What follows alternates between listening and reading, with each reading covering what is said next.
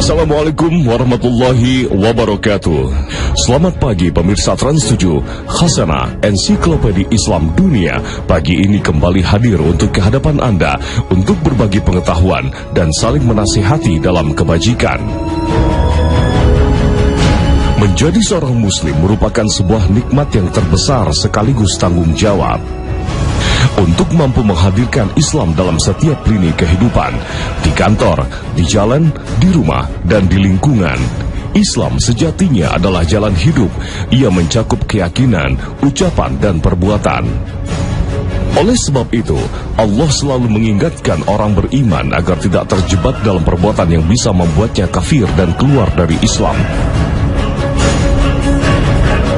Meski begitu, Allah Ta'ala juga mengingatkan agar tak mudah mencap kafir kepada orang muslim, meskipun dia bermaksiat dan melakukan dosa. Apalagi jika tuduhan tersebut terselubung kepentingan duniawi, seperti materi, popularitas, dan sebagainya. Hai orang-orang yang beriman, apabila kamu pergi berperang di jalan Allah, maka telitilah dan janganlah kamu mengatakan kepada orang yang mengucapkan salam kepadamu, kamu bukan seorang mukmin, lalu kamu membunuhnya dengan maksud mencari harta benda kehidupan di dunia, karena di sisi Allah ada harta yang banyak. Begitu jugalah keadaan kamu dahulu, lalu Allah menganugerahkan nikmatnya atas kamu, maka telitilah. Sesungguhnya Allah Maha mengetahui apa yang kamu kerjakan. Al-Quran Surah An-Nisa ayat 94. Menuduh kafir fasik atau murtad bisa menjadi bentuk kebohongan atas nama Allah, karena pada hakikatnya label kafir dan sesat adalah dari Allah. Jika seorang muslim secara sembarangan menuduh muslim lainnya dengan sebutan kafir, fasik atau sejenisnya, maka orang ini sama saja bersikap lancang terhadap Allah Ta'ala. Kemudian vonis atau label kafir beresiko untuk memantul. Artinya dosanya akan kembali kepada orang yang menuduh. Inilah yang diinformasikan Nabi SAW dalam sabdanya, janganlah salah seorang dari kalian menuduh saudaranya dengan sebutan fasik atau kafir. Jika saudaranya tidak seperti yang dituduhkan, maka tuduhan itu akan kembali kepada dirinya sendiri. Hadis riwayat Bukhari. Dalam menjelaskan hadis ini, para ulama mengatakan, jika orang yang dituduh ternyata betul-betul layak dikategorikan seorang kafir menurut syariat, maka yang menuduh terbebas dari dosa. Tapi jika yang dituduh kafir itu tidak seperti yang ia tuduhkan, maka ia akan mendapat dosa dan kehinaan. Makna lain dalam hadis ini adalah jika ia serius dan meyakini tuduhan tersebut, maka bisa jadi kekafiran itu akan balik kepada dirinya, atau jika dikhawatirkan ia terbiasa dengan menuduh dan memvonis yang pada akhirnya bisa menjadikan ia kafir. Yang jelas, pesan hadis ini begitu jelas agar kita berhati-hati dan tidak mudah menuduh orang lain dengan tuduhan kafir, tuduhan sesat, dan sejenisnya. Apa perbedaan mendasar antara mengkategorikan perbuatan tertentu itu kafir dengan menjatuhkan vonis kafir pada seseorang? Perbuatan yang termasuk kategori kafir telah jelas dan gamblang dipaparkan dalam Al-Quran dan hadis Nabi Muhammad SAW. Tapi menuduh kafir atau murtad pada seorang muslim bukan masalah ringan, bukan masalah sederhana, ini masalah serius. Perlu ada prosedur yang diperhatikan dan syarat-syarat yang harus dipenuhi.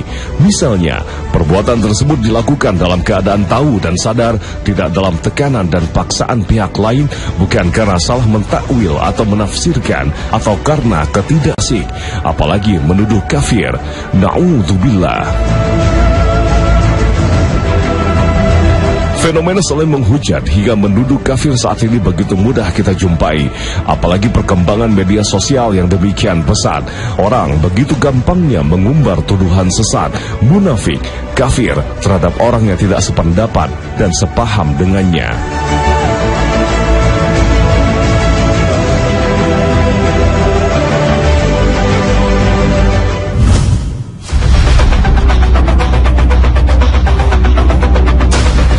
Kisah hasanah, berkata dan mengucapkan kata kasar, bengis, suka menghina dan mencaci maki bukanlah sifat seorang muslim yang baik.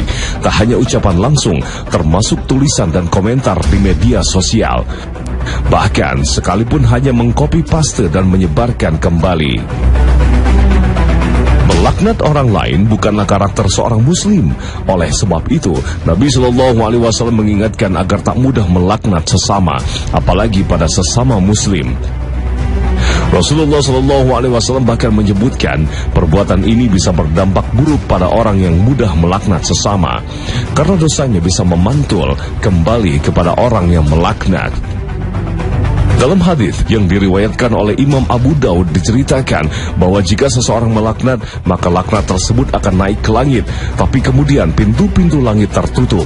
Laknat itu kemudian kembali lagi ke bumi, dan sampai di bumi, bumi juga menutup pintu-pintunya. Kemudian laknat tersebut berputar-putar mencari sasaran yang dilaknat. Jika ternyata orang yang dilaknat tersebut tidak pantas dilaknat, maka laknat tersebut akhirnya kembali lagi kepada orang yang melaknat. Nasib laknat yang tak menemukan sasaran yang layak justru akhirnya menjadi senjata makan tuan. Tentu saja, tindakan ini bukanlah masalah remeh, sangat berbahaya.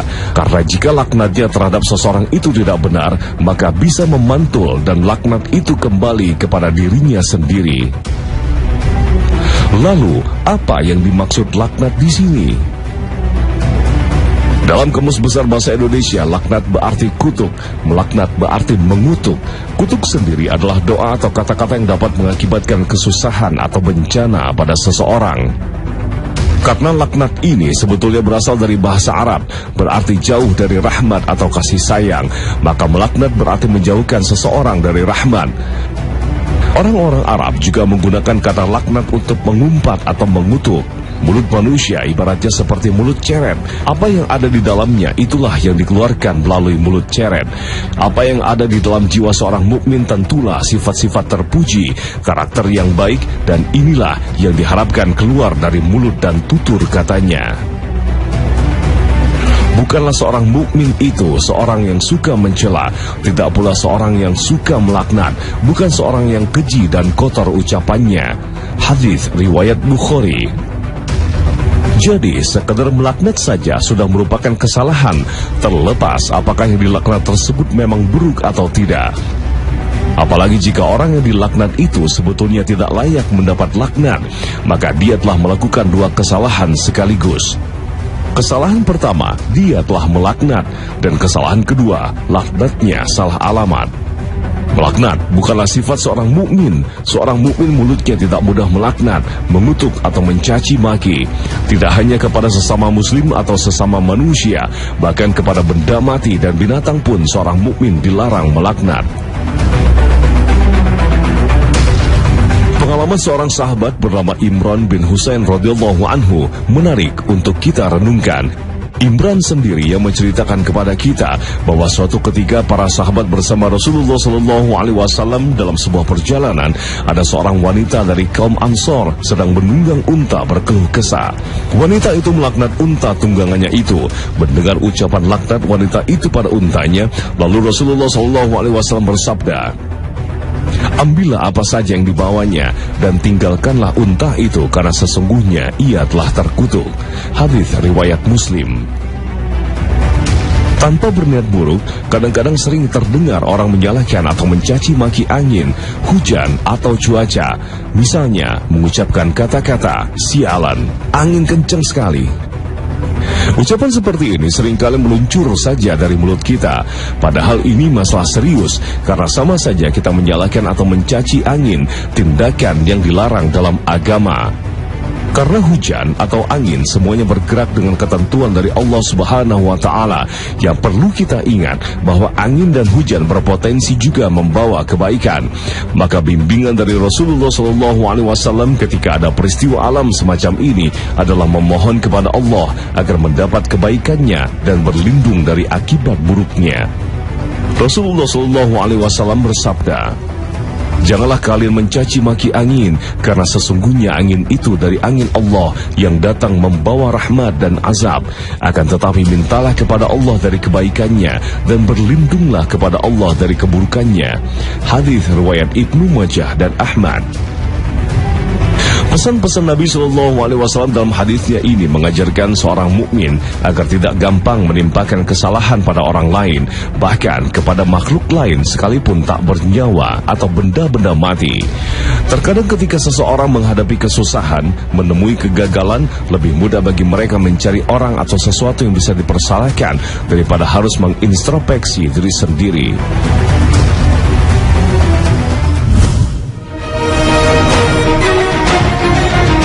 Pemirsa Khazanah, ada dosa lain akibat menuduh yang perlu kita waspadai, karena dosanya bisa memantul atau kembali kepada si penuduh, yaitu menuduh orang baik-baik dengan tuduhan selingkuh atau berzina. Dalam kitab fikih, tindakan ini disebut dengan qazaf, artinya melontarkan tuduhan zina kepada orang baik-baik. Perbuatan ini sangat berbahaya dan dosanya tidaklah ringan.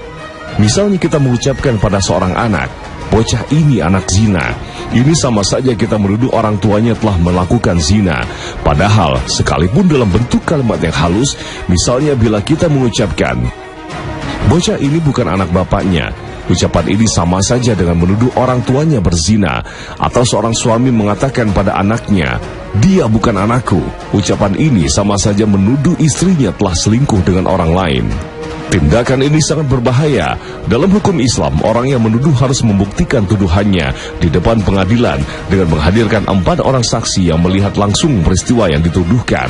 Jika tidak menghadirkan 4 saksi, si penuduhlah yang harus dihukum. Hukumannya 80 kali dera. Inilah yang disampaikan Allah Subhanahu wa Ta'ala dalam Al-Quran.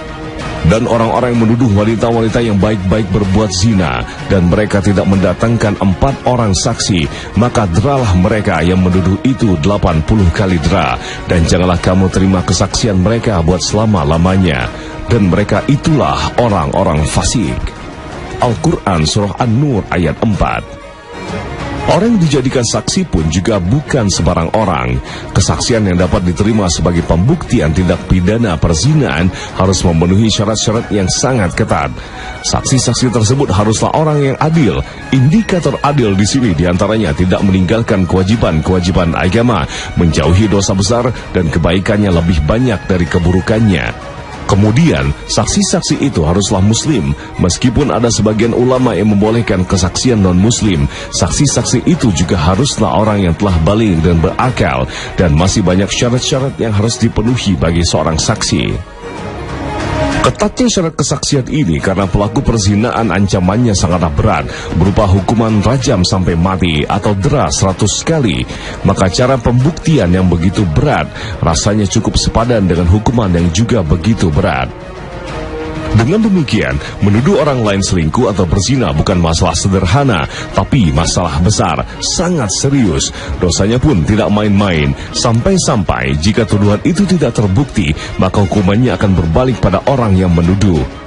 Ini membuktikan betapa mulianya kehormatan seorang muslim, sehingga harus dilindungi dengan hukuman yang berat bagi tindakan yang menciderai kehormatannya. Maka wajar jika perbuatan ini disebut Rasulullah SAW sebagai salah satu dari 7 dosa yang membinasakan. Rasulullah SAW berpesan kepada para sahabat, "Jauhilah 7 yang membinasakan." Para sahabat bertanya, "Wahai Rasulullah, apakah itu?" Beliau menjawab, "Syirik kepada Allah, sihir, membunuh jiwa yang Allah haramkan kecuali dengan hak, memakan riba, memakan harta anak yatim, berpaling dari perang yang berkecamuk, menuduh zina terhadap wanita-wanita merdeka yang menjaga kehormatan, yang beriman dan yang bersih dari zina." Hadis riwayat Bukhari dan Muslim.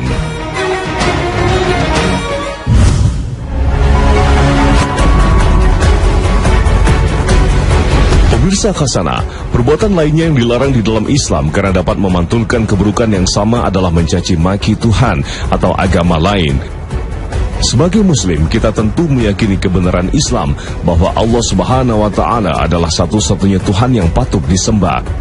Tapi untuk menegaskan kebenaran Islam dan keesaan Allah Subhanahu wa taala bukan berarti boleh menghina Tuhan dan agama lain. Mengapa kita dilarang menghina agama dan Tuhannya agama lain?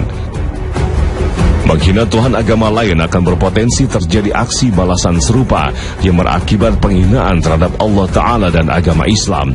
Inilah yang Allah jelaskan dalam Al-Quran Surah Al-An'am ayat 106.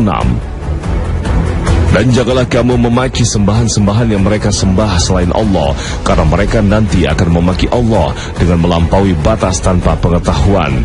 Demikianlah kami jadikan setiap umat menganggap baik pekerjaan mereka, kemudian kepada Tuhan merekalah kembali, lalu Dia memberitakan kepada mereka apa yang dahulu mereka kerjakan. Al-Quran Surah Al-An'am ayat 108. Ayat ini turun berkaitan dengan kekesalan kaum kafir Quraisy terhadap dakwah Nabi Muhammad SAW. Mereka pun sepakat mendatangi Abu Thalib, paman Nabi yang selama ini melindungi beliau SAW. Mereka menyampaikan keluhan kepada Abu Thalib dan meminta agar Nabi Muhammad menghentikan dakwahnya. Akan tetapi Nabi SAW bersikukuh tak akan menghentikan dakwahnya. Bahkan beliau mengajak mereka agar mengucapkan syahadat yang akan menjadikan mereka pemimpin Arab dan non-Arab. Tapi mereka tetap enggan. Menyaksikan tekad Rasul tersebut, mereka pun akhirnya kesal dan bersumpah jika Tuhan mereka terus-menerus direndahkan, mereka akan membalasnya dengan menghina Nabi Muhammad SAW dan Tuhannya. Lalu Allah pun menurunkan ayat ini. Larangan menghina agama dan Tuhan agama lain bukan berarti membenarkan keyakinan mereka, tapi karena akibat yang lebih buruk yang ditimbulkannya, karena hinaan dan cacian sebagian kaum muslimin terhadap sesembahan-sesembahan kaum kafir bisa menjadi pemicu bagi orang-orang kafir untuk menghina Allah Ta'ala, padahal Allah Maha Suci dari segala aib dan kekurangan. Ayat ini juga menegaskan kemuliaan Islam yang melarang umatnya menyebarkan ajaran agama dengan caci maki dan menjelek-jelekan pihak lain. Tanpa caci maki dan menghina itu semua, toh kebenaran Islam tidak akan berkurang. Ajaran yang mulia haruslah disebarkan dengan cara-cara yang terhormat. Menyebarkan rahmat dan kasih sayang haruslah dengan rahmat dan kasih sayang. Surah Al-An'am ayat 108 ini juga menjadi arahan agar umat Islam selalu menjadi proaktif dan kreatif dalam mengajak orang lain kepada kebaikan, bukan reaktif membalas apa yang dilakukan orang terhadap kita. Ketika Allah dan Nabi dilecehkan, bukan berarti membalas melecehkan Tuhan mereka. Ketika Nabi Muhammad SAW dihina, juga bukan berarti kita membalas menghina Nabi mereka. Apalagi jika sesama agama. Bukanlah beberapa nabi yang mereka imani dan sucikan, juga nabi yang wajib diimani dan dihormati dalam Islam.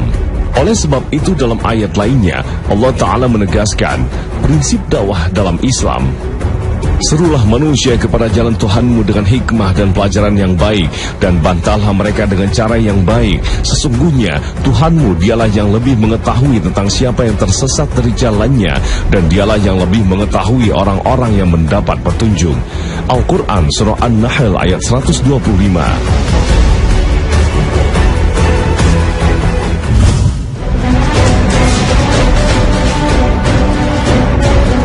Pemirsa Khasanah, masih ada dosa yang bisa memantul yang harus kita waspadai, yaitu menghina orang tua orang lain. Perbuatan ini bahkan secara tidak langsung termasuk kategori durhaka terhadap orang tua sendiri.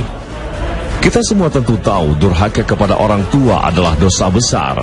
Memang sangat jarang sekali orang tega memaki orang tuanya sendiri. Jika ada, ini merupakan tindakan yang sangat keterlaluan dan sangat besar dosanya. Itu sebabnya saat Nabi SAW mengingatkan umatnya akan dosa besar orang yang memaki orang tuanya, para sahabat Nabi heran, apakah ada orang yang tega memaki orang tuanya sendiri? Rasulullah SAW bersabda, di antara dosa besar adalah makian kepada kedua orang tuanya. Para sahabat bertanya, wahai Rasulullah, adalah seorang memaki kedua orang tuanya? Beliau menjawab, ada. Dia memaki ayah orang lain, sedangkan orang itu pun memaki ayahnya. Dan dia memaki ibu orang lain, sehingga orang itu pun memaki ibunya. Hadits riwayat Bukhari dan Muslim.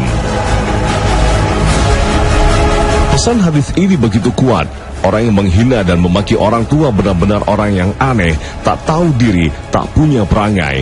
Tapi di zaman sekarang, kadang kita temukan orang tak hanya menghina orang tua orang lain, tapi tega menghina dan mencaci orang tuanya sendiri. Bahkan ada yang sampai tega menghilangkan nyawa orang tuanya. Na'udzubillah min dzalik. Tindakan menghina orang tua orang lain bukan masalah sederhana, ini masalah besar. Rasulullah menyebut diri kita sama dengan memaki orang tua sendiri. Jika kita membangkitkan emosi lawan dengan memaki orang tuanya, lalu dia berbalik memaki dan menghina orang tua kita, itu sama artinya kita memaki dan menghina orang tua kita sendiri. Islam sangat memuliakan orang tua, bahkan ridho Allah tergantung pada ridho orang tua. Sebaliknya, murka Allah juga tergantung pada murka orang tua.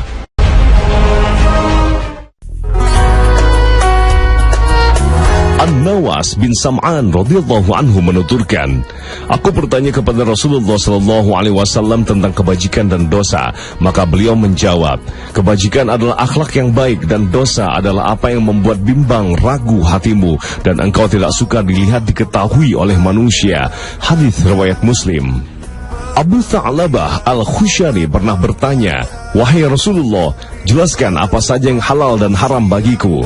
Beliau bersabda, kebajikan ialah apa saja yang menjadikan jiwa tenang dan hati menjadi tentram, sedangkan dosa ialah apa saja yang menjadikan jiwa tidak tenang dan hati tidak tentram, kendati para pemberi fatwa berfatwa kepadamu.